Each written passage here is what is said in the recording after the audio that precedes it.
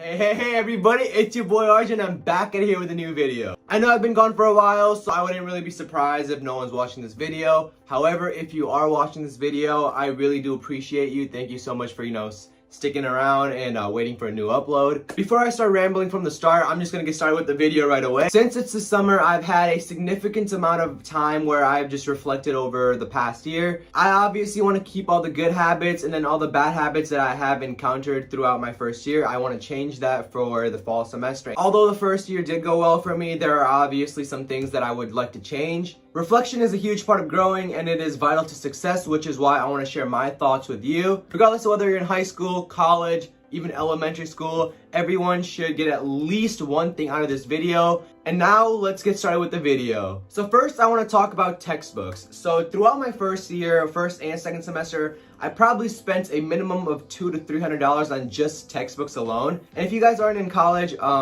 college itself is super expensive. The thing that I noticed is that with these textbooks, I honestly probably used all of my textbooks 3 or 4 times throughout the entire year. Not just one semester, but throughout the entire year. Now don't get me wrong, I'm not saying don't read your textbooks. Obviously do that, it's gonna help you on your exams and stuff. But in my personal opinion, I found that most professors got most of the exam questions straight from the lectures, but there were a couple of questions on each exams that came directly from the textbook. However, if you knew the content pretty well from the lecture, you would be able to figure it out without really struggling. I'm including this part not because I'm telling you to not read your textbook, but it's more to say instead of renting your textbooks directly from your school, look online for these textbooks. As in look on Amazon or some rental company online, because it's usually going to be cheaper there than your actual school. I got all of my textbooks from Amazon, but there were some required stuff such as a lab notebook that I got directly from my school's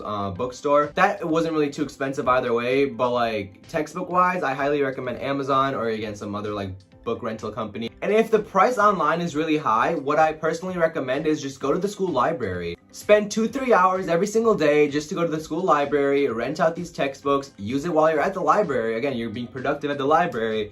And just take notes down there. Again, you're not wasting any money. The library also has a lot of other resources, so use it to your advantage because again, you're paying for it. Speaking about resources, I highly recommend that you spend a significant amount of time just going around your campus and finding out all of the resources that your campus provides. Because again, you're paying for everything, so why not utilize everything to your full advantage? Some resources that I used a lot during my first year are CSI, which is a supplemental instruction thingy where you basically, meet up with TA and then they basically go over any questions that you have about the class or just the general topic that you were discussing about during lecture. During lectures, there could be 200-300 students at once, and then you might not get your questions answered all the time.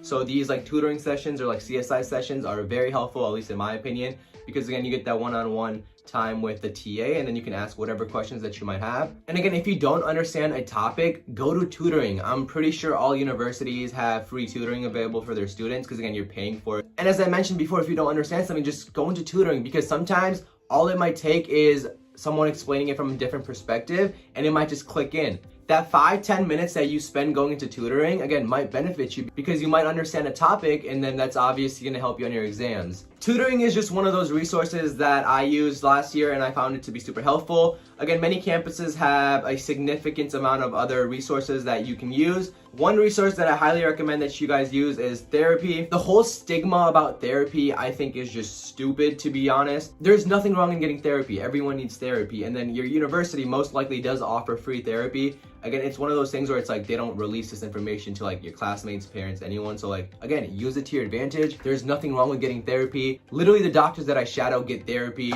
There's nothing wrong with it. The whole stigma with therapy is just stupid. Don't listen to it. Mental health is very important. Third thing that I wanted to talk about is utilize office hours. Going into office hours is when you build that Is it more like this? I think it's more like this, right? Because you're building that Let's just get on with the video. As I mentioned before, lecture halls can have 100-200 students at once. Professors might not notice you or they might not answer your questions because again, there's so many students and everyone has different questions and everything. However, if you go into office hours, not only are you going to get your questions answered, hopefully, but you're also going to build that relationship with your professor, which obviously is going to be amazing because that's how they're going to notice you, and you always want to get on the good side of a professor, trust me. By going to office hours and building that strong relationship with your professor, You can also ask them for letters of recommendations later. If you're applying to like a med school or just some sort of graduate school or even some like internship or anything, they're most likely going to ask you for a letter of rec. And in order to get a good letter of recommendation, you need a good relationship with your professors or like TAs or something like that. So again, go into office hours, utilize it, build good relationships. Having good relationships with professors and TAs can, have its own perks. So wink, not that kind of relationship. That's not what I'm saying. Stop. The fourth thing that I wanted to talk about is use a planner. Guys, I did not use a planner throughout middle school, high school. I don't even think I used it in elementary school. However, I don't think it was very necessary back then. And my first year of college, I used it for like maybe a week or two and then I stopped. Why? I don't know. But I started using a planner recently and it's been very helpful to say the least. If you guys are like a freshman, you guys don't know this, but in college, there's a lot of things that happen at once, and making sure you're organized and making sure you know when the due dates are and stuff and like exam dates and stuff is very important, because again, you don't want to walk into class when there's an exam and you're just like, what? Personally for me, using a planner has been very helpful for me because again, I've been more productive and everything. And then the satisfaction of just like crossing things out once you complete it is just amazing. Trust me, you don't know until you do it. If you don't have a planner right now, I hope you invest in one. They're not really that expensive. I think it's a good investment. But again, just use a Post-it or like a note card or something, write stuff down and then like cross it off once you're done. Trust me guys, the satisfaction of crossing it out is so bueno, so bueno. Look, I have a planner with basically everything on it, and then the first thing I do when I wake up is basically look at it, and then I'm like, what do I need to do today?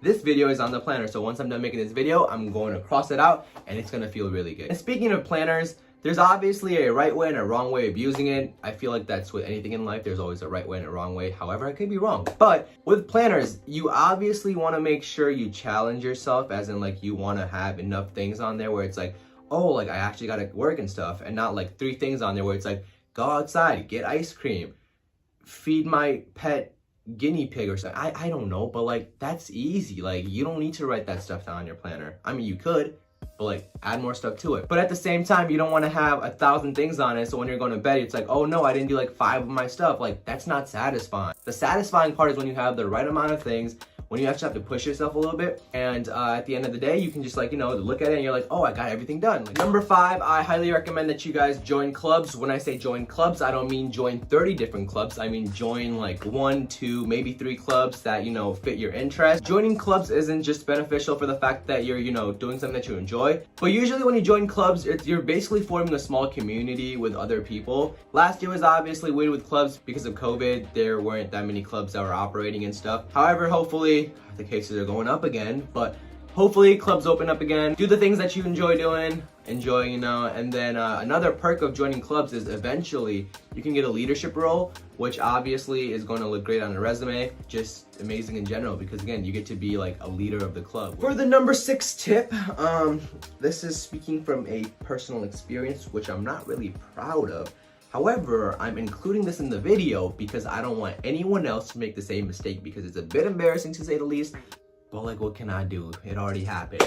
Don't wear shorts to lab, kids. You don't want to wear shorts to lab. Personal story here, funny story here. Well, not funny for me, but for other people, because people find it to be enjoyable when others are in pain. 1 week before the lab practical, I wore shorts to my chem lab. Didn't really realize it. However, I did realize when I was standing outside, because everyone came in with like pants and like khakis and stuff, and I was like, oh, like I have shorts on. I was basically praying. I was like, no, please don't notice, please don't notice. Second I walked in, my lab TA comes up to me. He's like, you're not allowed to have shorts in the lab. And I was like, I know, but like I forgot. My lab TA is super nice, super nice. I actually asked him for a letter of recommendation because we just had that strong connection, But again, he's a really nice lab TA, and basically let me go back, get my pants, and then come back in lab. Again, there's not much else to this part, but again, just don't wear shorts to lab. I understand where they're coming from, because again, they don't want you to spill chemicals on your legs. That wouldn't be fun, and they would somewhat be responsible, I guess. So yeah, make sure you always look at what you're wearing.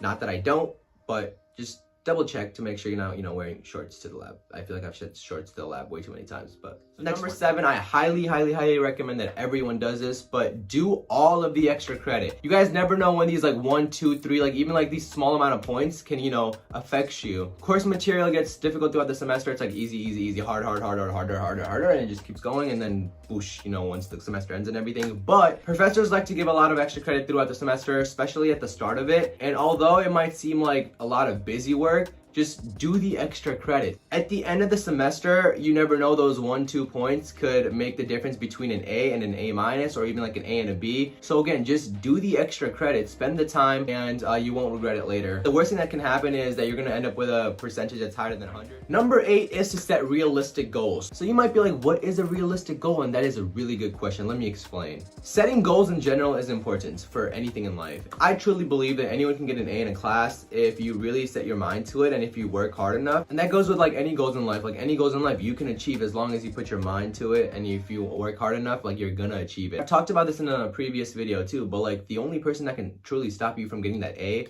or if that's your goal, there's obviously other goals that you can have, but like the only person that's gonna stop you from achieving that goal is you. But the whole realistic thing comes into play when you're actually like setting this goal. For example, you can't tell yourself, you can't be like, oh, I want a 4.0, but spend like 3 hours studying every single day. Like, you see what I'm saying there? Like, it doesn't line up. For most people, if that's your goal, like you have to spend a significant amount of your time studying. You have to like sacrifice going to that Friday party. It doesn't even have to be about GPA. I don't know why I'm talking about GPA. It's just stuck in my head. But let's talk about like a goal could be like meeting new people. You could tell yourself that you want to meet like 10 new people, right?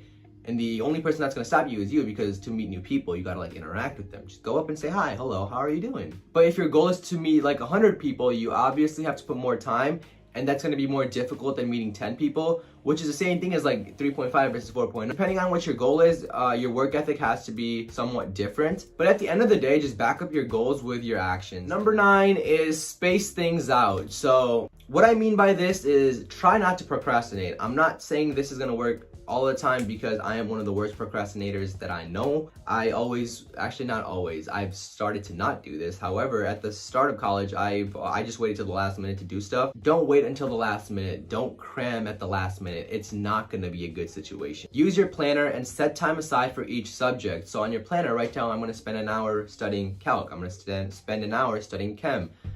I'm gonna spend an hour crying. Whatever your plan is, just write it down. Might be speaking from a personal experience with the crying thing, but we're not gonna talk about that. Oh, is the camera on? Hold up. Another thing I recommend is count down the days until your next exam, so you can like, set time aside weeks before or days before, whatever you guys want to do. I prefer at least like a week or 2 before, so you can start reviewing material prior to the exam, because again, you don't want to wait till the last minute. Spacing things out is also super nice, because your stress level usually will decrease when you do this. You're not worrying about like 1,000 things at once. I found it to be helpful, and I wanted to share with you guys. All right, we have made it to number 10. So for number 10, it's just to have a positive mentality. College is hard. You're gonna fail. You're gonna do really well. And at the end of the day, when you do mess up on something, it's not about crying and stuff, although you can cry, like, just let it all out. But it's about learning from your mistake. Self-motivation is very important, at least in my world. I mean, someone might be there for you, however, most of the time, no one's gonna be there for you, cheering you on. So just motivate yourself, guys. Look at what the future goal is, and just work hard now. And if something does go wrong, don't just accept it and be like, okay, I'm not gonna learn from it. Learn from it so you don't make the same mistake again. I don't remember the saying, however, it's like, it's only like a mistake or a failure if you make the same mistake twice or something like that. And by making mistakes, that's how you learn. That's how you become a better person, a bigger person. That's literally how you learn. And the last thing that I wanted to say is just enjoy the journey. Like, college is 4 years. Yes, it's not gonna be an easy 4 years, I understand. However, it's 4 years of your life that you're never gonna get back. So instead of stressing out about it, why not stress about it and enjoy it? Have that positive mentality. Enjoy what you're doing. Just fake it, honestly, because if you fake it and tell yourself that you enjoy doing something, you're gonna actually enjoy it a little bit more than just saying, oh, I hate this, I have to do this. Like, no, tell yourself that you actually enjoy doing it. Fake it. Fake it until you make it. And just one extra bonus at the end that I wanted to include is try waking up early. I am very, very bad at waking up early. However, when the school year does start, I do plan on waking up early. When I say early, I mean like hopefully 5 a.m.